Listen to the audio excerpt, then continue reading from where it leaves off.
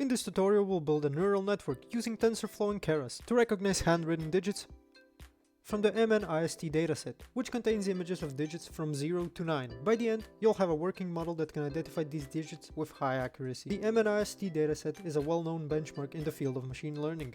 It consists of 60,000 training images and 10,000 testing images, all grayscale and size 28 by 28 pixels. This dataset is ideal for beginners to understand the fundamentals of neural networks and image classification. Let's dive right in. First, go to Google Colab, a free online platform for coding in Python with pre-installed libraries.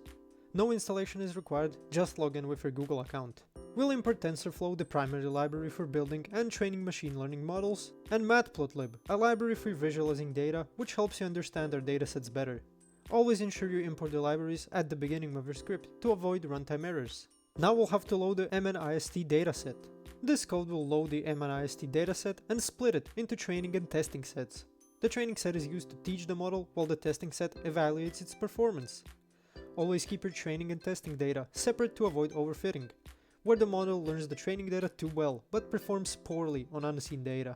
Now we'll have to pre-process the data. We'll divide the pixel values by 225, which will scale them to range between 0 and 1. This helps the neural network learn more effectively. If you skip normalization, the model may struggle to converge during training, leading to poor performance. Now let's visualize the data. This code will visualize the first image in the training set, along with its label. Visualizing data can help you understand the dataset better and verify that the data is being loaded correctly. Here's how it looks like. Now let's actually get to building the neural network model. We'll flatten the layer, convert the 2D 28 by 28 images into 1D array of 784 pixels. Then we'll create two dense layers. The first dense layer has 128 neurons with ReLU activation, which helps introduce nonlinearity. The final dense layer will have 10 neurons, one for each digit, and we'll use softmax activation to output probabilities for each class. Choosing the right number of neurons and layers can significantly impact the model's performance. Start with simpler architecture and gradually increase complexity if needed. Now let's compile the model.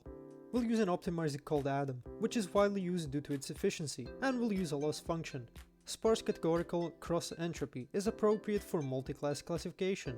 Experiment with different optimizers and loss functions to see which combination yields the best result for your specific dataset. Now let's train the model. This code will train the model on the training dataset for 3 epochs. Training for too many epochs can lead to overfitting. Monitor performance on the test set to find the right balance. And finally, evaluate the model. A high accuracy on the test set, close to the training accuracy, indicates that the model generalizes well. Once you're happy with its accuracy, you can save the model. Model.save will save your trained model, allowing you to reuse it without retraining. Keep backups of your models, especially if you're working with large datasets or complex architectures. When you want to load the model from your files, use this code. Ensure the file path is correct when loading models.